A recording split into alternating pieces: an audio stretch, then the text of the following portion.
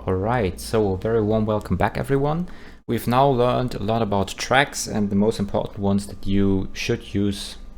I'm not saying you should use those. You can of course use any other track, but those are basically the essence of your songs that you're going to write.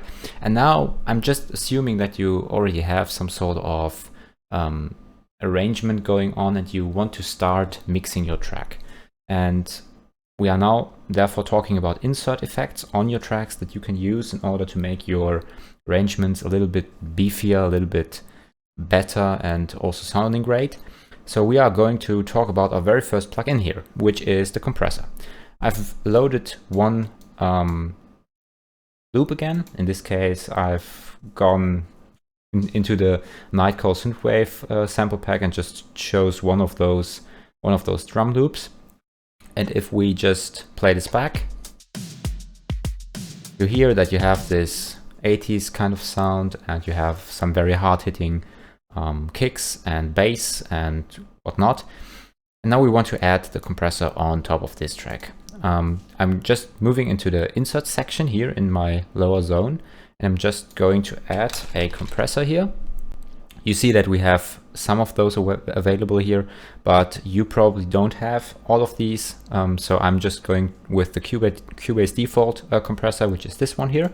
Just clicking on it, loading this up, and you are greeted with an interface that seems a little overwhelming at first, but I think we can manage to handle this. So a compressor basically has two very important parameters. The first one is the threshold, and the second one is the ratio you are going to compress with.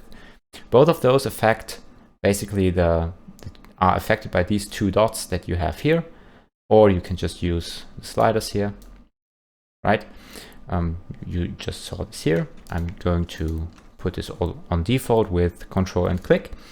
And the very important thing to understand here is that you have this threshold, which basically tells you or tells the compressor when it should fire, and you have the ratio, which tells you how much the compressor should fire.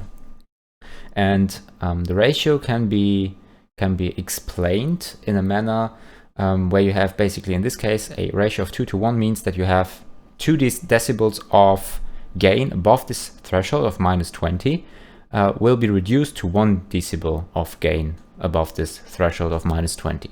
So, for example, you have -18 decibels of gain going on here, or you have a track that is -18 dB loud, and you put this -18 dB signal in here with a ratio of 2:1, you get a signal that is -19 decibels of gain because you are reduced by a factor of 2:1. If I'm raising this to, let's say, 4:1, just putting the 4 in here, and you had a signal which was -16 dB loud, you would still get a signal that is -19 dB loud in this case, because you have a ratio of 4:1. This is just how the calculation works. In this case, the compressor will always start firing at -20 dB. So if it gets a signal that is -20 dB loud, and everything below this will not be affected, but everything that is above this -20 decibel threshold will be. So if we just play our signal back, we can probably already see some sort of gain reduction going on here, but if we don't, I'm just going to adapt the parameters so that we can see something. All right, so you can see that we have like a gain reduction of -13 dB going on here, which is a little bit high. So I'm just going to do some tricks here off screen so you can't see what I'm doing. I'm going to explain this later on in some of the other videos, but just bear with me for just a second. Yeah, that sounds much better. Loop. Yeah, like this. You can see that we still have some sort of gain reduction going on, but in this case it's not that massive as we had before. So you see -5.4 decibels of gain reduction. So this means that our signal is basically reduced by -5.4 decibels. If I'm now adapting the threshold and make this threshold louder, so we don't have -20 anymore, but we have something that is larger than -20. We see that the compressor is not firing anymore, right? So this would be the point where our compressor does not need to compress anything. But if we lower this threshold again, you see that the signal is compressed quite heavily, right? So what does this mean? This means that you can use the compressor to reduce the dynamic range of your sound.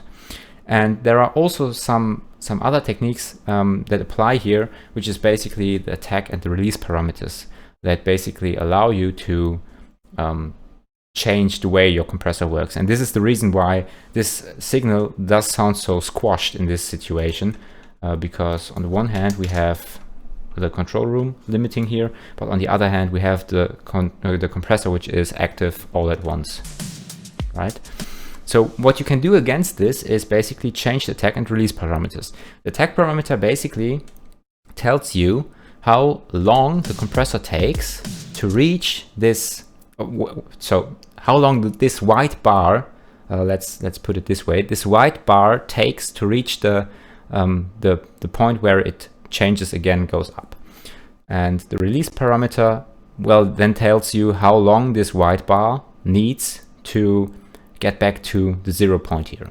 So if I'm going to make the release shorter, you should see that the compressor does not take that long to go back to the 0 level here.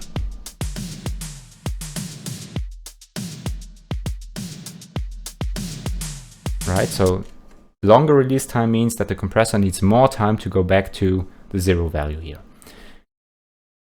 And the attack time then applies when you have transients in your sound. So if you look at the audio file here, you can see that there are some of these transients that are going to be smoothened out if you use the compressor. But on the other hand, if you have a compressor with a high attack time, so if I'm playing this back and I'm going to raise the attack time, then this means that these transients will still be let through the compressor, and the compressor only fires after these transients. So by this means you can basically keep your kick or bass or whatever hard-hitting things you have going on in your loop active, but compressing all of these other stuffs, right? And these are basically the most important values for the compressor. You also have this makeup gain, which allows you to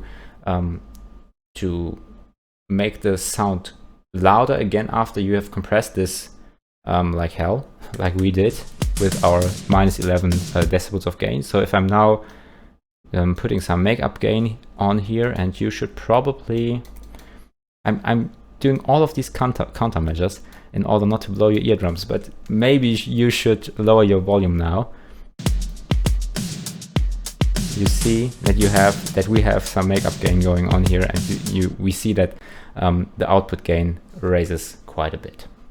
So these are basically the most important parts of the compressor. You have the threshold, which tells you when the compressor should fire. You have the ratio, which tells you how much the compressor fires. You have the attack value, which tells you when the compressor starts firing after receiving the threshold signal. And then you have the release button, which tells you how long the compressor needs to go back to the 0 value in order to start compressing again.